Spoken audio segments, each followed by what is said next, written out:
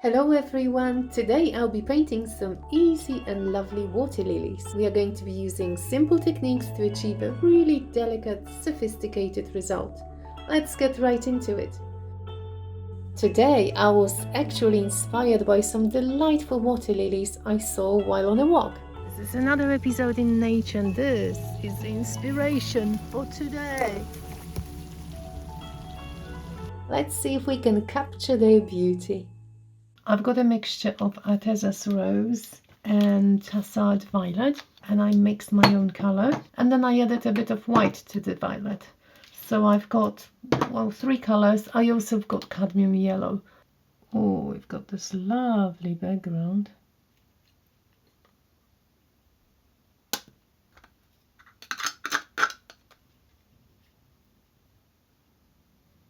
I'm going to try and shape a petal with a tissue, with a little bit of a tissue paper. I want just a little bit of color. I want my tissue paper moist. Okay.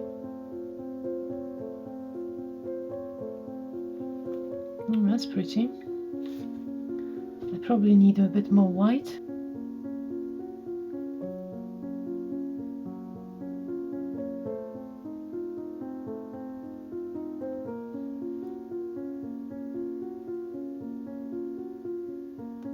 Okay, I don't mind this petal.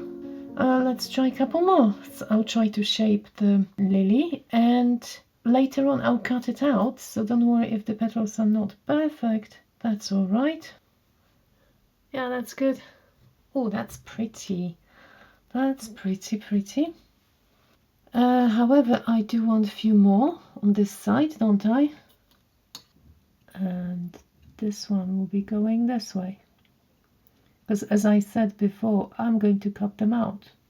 So we've got a double. I'm turning it because it's going to be much easier for me to pull them this way. Oh, that's a really nice one. I like this one. Let's see what we have. Okay, I'll add one more here. And now I'm thinking whether I should add some more white ones on top, or should I make them separately? Let's just risk it. Let's just risk it. If I cut it really thin, and now I am going to make a couple of smaller ones. How about actually taking a brush and dragging? Oh, that was too much. I just wanted to drag this part without destroying the one underneath. Okay, so we've got a separate petal, so maybe I'll make a second one. Now I'm going to make one this way on the side. This one is going to be a bit more closed, I think. This is not a photograph, this is just my artistic license. And now I need to build some curved petals that are overlapping these ones. I'll fix this one later. Let's just add a few more in front. I do want them shorter because the outer petals are darker. And I think we need something very small on this side. But very small, I mean this small. Again, I'm going to make it a bit darker. Okay, you see, always with the second flower, it's so much easier because I kind of know what I'm doing. Yes, that's what I wanted, and we will leave it at this stage. The last thing, a couple of buds, and I am making the background again using all the colors. Why not white? Why not pure white? I just want all the colors of the lilies in the background, because once I'm cutting them out, the background is seen and is going to be seen just a bit. If I'm making really thin, then the silicone sort of repels the paint, so I put just enough. So they'll be kind of bunched together.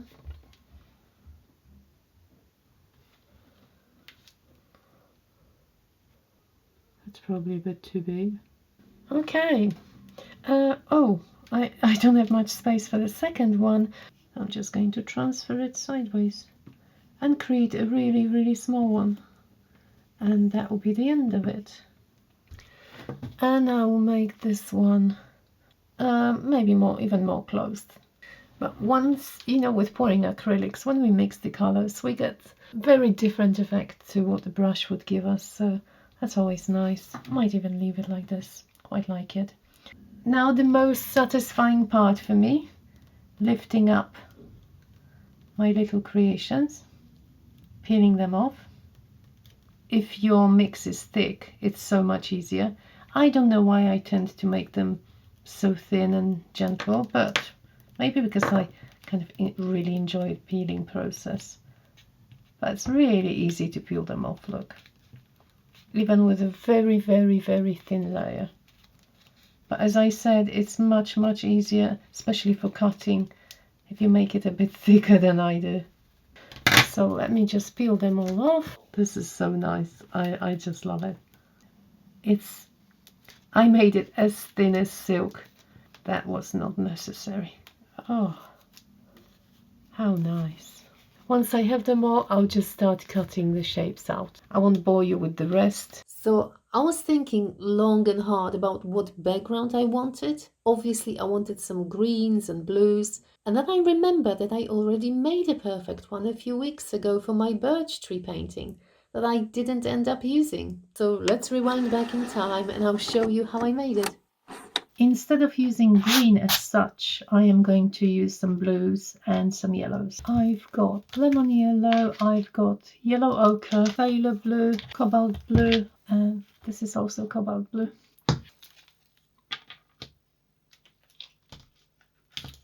See what happens? The blues, yellows disappear. We've got various kinds of greens. The colors get desaturated.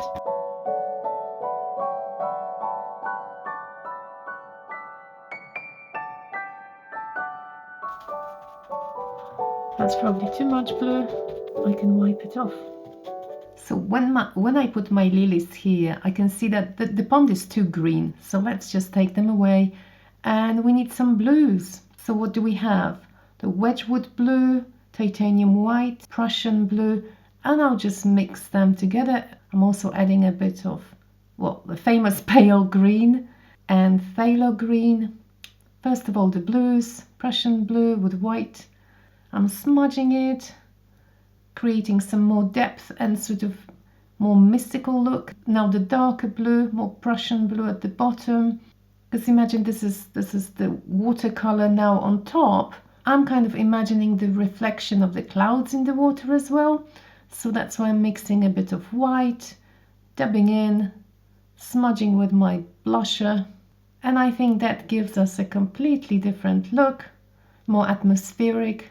I've never used Mod Podge before, however you pronounce it. I really like gluing using acrylic paint or PVA glue, but let's just try this one. Spreading evenly on the petals, make sure all the edges are covered, and then I press it down very carefully because my flowers are pretty thin. Now the other one, I like it off center to create sort of more interest. And I put more of this Mod Podge and I just wipe it off and it's done. But I think some of the petals are too big, so I'm just going to trim them down.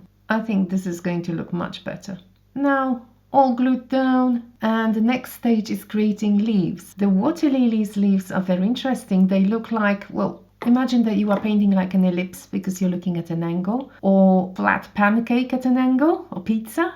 And I'm going to use, this green is too harsh, so I'm taking a bit of green, burnt umber, mixing it together, a little bit of white, or maybe even a little bit of the blue. I'm quickly indicating there's a leaf under each of the flowers because they sort of sit on the leaves, don't they? An interesting characteristic of those leaves is that if you imagine pizza and you cut out a slice, that's what they have, like a cut out section, and that's what I'll try to recreate.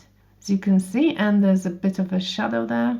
I'm adding a bit of a shadow underneath so that we know they sit on water and they cast a little bit of a shadow. I'm just adding some more colors because I thought they were too plain. So a bit of a darker green, lighter green. And the last thing is highlights on the petals, highlights and shadows on the petals, and that should put it all together nicely. I'm imagining which sections will be more in the sunlight. The mid parts of water lilies are quite interesting, and I want them a bit more 3D than the rest.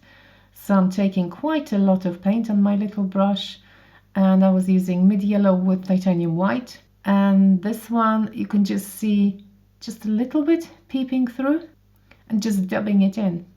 But I'll come back and add another layer, a bit more white. I could continue with adding some different colors with the brush, but then I thought maybe not everybody likes painting with brushes, and I want to make it really accessible. That's why it's kind of pouring and dabbing paint. So how about, have you ever tried watercolor pencils? Let's see if we can actually use these to make it super easy for everybody. So these are like normal coloring pencils. However, when you add some water, you get the effect of a watercolor. Let's just try that. Now I'll show you where the idea comes from. I'll show you my inspiration. That's a painting I did a long time ago. It's huge. This is done on textile. And I thought, let's just try it on canvas. Why not? And now we have those lines. They're so characteristic. That was super quick, wasn't it? And again, let's see what happens if we add a bit of water.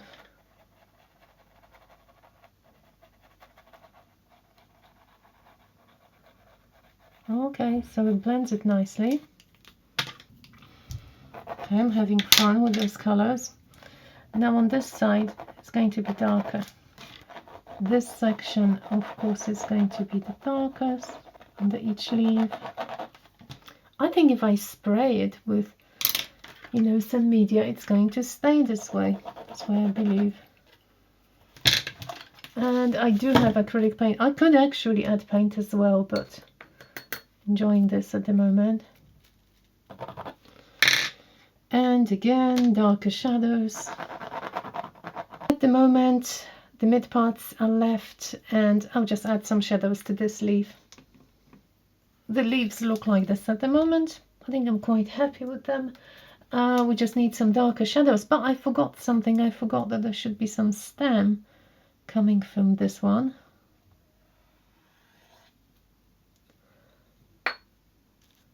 Or maybe like this, kind of fading somewhere there. And this one as well. Where's this one growing? I think we need a different green for this one. Something slightly darker. And as I said, you could have done the same job using a brush, but I showed you how quick and easy it is just using different media.